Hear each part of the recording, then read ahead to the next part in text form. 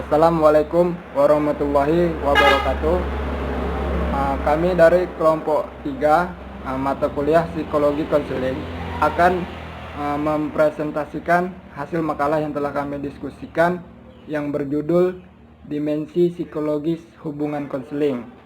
Adapun poin-poin yang terdapat dalam judul tersebut adalah yang pertama, hakikat dan karakteristik hubungan konseling. Yang kedua, faktor-faktor yang mempengaruhi proses konseling. Yang ketiga, tahap-tahap proses konseling. Dan yang keempat, sikap-sikap yang perlu dihindari konselor dalam hubungan konseling. Baiklah, untuk mempersingkat waktu, langsung saja akan kita mulai makalah hari ini. Assalamualaikum warahmatullahi wabarakatuh. Baiklah, saya di sini akan menjelaskan tentang hakikat konseling. Hakikat konseling itu identik dengan pemberian bantuan, penyuluhan, dan hubungan timbal balik antara konselor yang memberikan konseling dan konseli yang membutuhkan bantuan klien. Menurut Peterson, konseling memiliki ciri khas yang merupakan hakikat konseling. Ciri-ciri itu adalah yang pertama, konseling berurusan dengan upaya mempengaruhi perubahan tingkah laku secara sadar pada pihak klien. Yang kedua, tujuan konseling adalah mendapatkan kondisi-kondisi yang memudahkan perubahan secara sadar. Yang ketiga, sebagaimana dalam sebuah hubungan terdapat pembatasan-pembatasan tertentu bagi konseling. Yang keempat, kondisi-kondisi yang memudahkan perubahan tingkah laku diperoleh melalui wawancara. Yang kelima, mendengarkan dengan penuh perhatian berlangsung dalam konseling, tapi tidak seluruh konseling memerlukan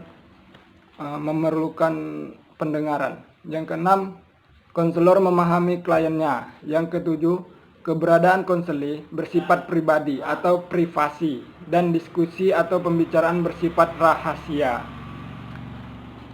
Inilah ciri dan hakikat konseling menurut Peterson. Pada dasarnya, konseling adalah hubungan yang formal, profesional, dan terarah antara konselor dengan klien. Pembahasan yang selanjutnya adalah karakteristik konseling. Yang pertama, konseling sebagai bantuan. Tidak ada seorang pun yang tidak membutuhkan bantuan dari orang lain. Menurut Lewis, alasan-alasan pokok seorang selalu membutuhkan konseling yaitu: yang pertama, seseorang mengalami semacam ketidakpuasan pribadi dan tidak mampu mengatasi atau mengurangi ketidakpuasannya tersebut. Yang kedua, seorang memasuki dunia konseling dengan kecemasan. Cemas memandang proses konseling itu sebenarnya seperti apa, bagaimana, dan macam-macam dugaan. Yang ketiga, seseorang yang membutuhkan konseling itu sebenarnya tidak mempunyai gambaran yang jelas tentang sesuatu yang mungkin terjadi. Konseling sebagai proses pemberian bantuan kepada individu dilaksanakan melalui berbagai macam layanan. Tujuannya adalah tetap memberikan konseling dengan cara-cara yang lebih menarik, efektif, dan interaktif. Konseling berbeda dengan bimbingan, namun memiliki tingkat kesesuaian yang tercakup dalam bimbingan konseling.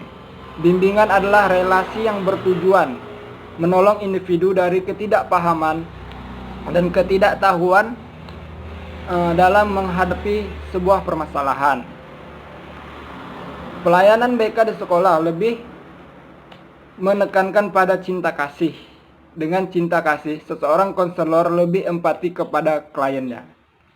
Relasi menjadi lebih baik, hangat, penuh penerimaan antara konselor dengan klien. Yang B, konseling untuk perubahan tingkah laku. Seorang klien yang datang dengan kondisi psikologis tidak stabil cenderung bersifat destruktif. Kondisi psikologis yang buruk menyebabkan cara berpikirnya pun rasional. Selanjutnya, manifestasi dan pikiran irasional menyebabkan tingkah laku yang irasional pula. Maka disinilah seorang konselor berperan mengubah tingkah laku irasional menjadi rasional kembali. Perubahan tingkah laku merupakan proses yang aktif dan beraksi dalam semua situasi yang ada pada klien. Itu berarti bahwa proses perubahan tingkah laku diarahkan pada tujuan dan proses berbuat melalui situasi yang ada pada klien. Adapun beberapa teori perubahan tingkah laku berdasarkan pada aliran psikologi yang melandasinya seperti berikut ini. Teori perubahan tingkah laku atau behaviorisme. Behaviorisme merupakan salah satu pendekatan dalam memahami perilaku individu. Behaviorisme tidak mengakui adanya kecerdasan, bakat, minat, dan perasaan individu dalam belajar. Yang kedua, teori perubahan tingkah laku kognitif. Menurut Piaget, perubahan tingkah laku akan lebih berhasil apabila disesuaikan dengan tahap perkembangan kognitif peserta didik. Yang selanjutnya, teori perubahan tingkah laku Gestalt. Transfer dalam perubahan tingkah laku adalah pemindahan pola-pola perilaku dalam situasi pembelajaran tertentu ke situasi lain. Transfer perubahan tingkah laku terjadi dengan jalan melepaskan pengertian objek dari suatu konfigurasi dalam situasi tertentu untuk kemudian menempatkan dalam situasi konfigurasi lain dalam tata susunan yang tepat.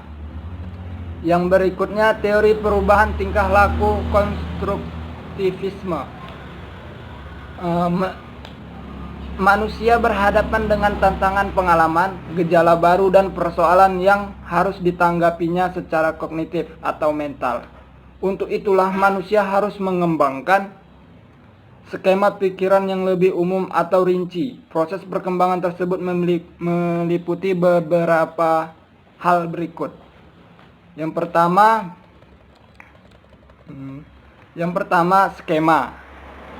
Skema ini yakni struktur kognitif yang dengannya seseorang beradaptasi dan terus mengalami perkembangan mental dalam berinteraksi dengan lingkungan. Yang B, asimilasi, yakni proses kognitif dalam bentuk perubahan skema yang tetap mempertahankan konsep awalnya. Yang C, akomodasi, yaitu proses pembentukan skema atau karena konsep awal sudah tidak cocok lagi. Yang D, equilibrium, yaitu keseimbangan antara asimilasi dan akomodasi, sehingga seseorang dapat menyatukan pengalaman luar dengan struktur dalamnya, skema. Proses perkembangan intelek seseorang berjalan dari disequilibrium menuju equilibrium melalui asimilasi dan akomodasi.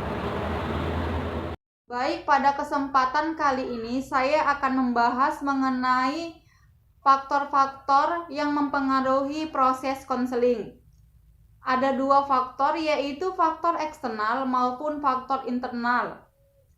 Menurut Glading tahun 2010, terdapat 5 faktor yang mendukung proses konseling. Yang pertama ialah struktur. Mengenai struktur, menurut Glading tahun 2009 menjelaskan sebagai pemahaman antara konselor dan klien mengenai karakteristik, kondisi, dan prosedur. Struktur membantu memperjelas hubungan antara konselor dan klien sehingga dengan struktur unsur klien merasa adanya rencana yang rasional, menjelaskan tanggung jawab, dan lain sebagainya. Yang kedua ialah inisiatif. Inisiatif dapat dilihat sebagai motivasi untuk berubah.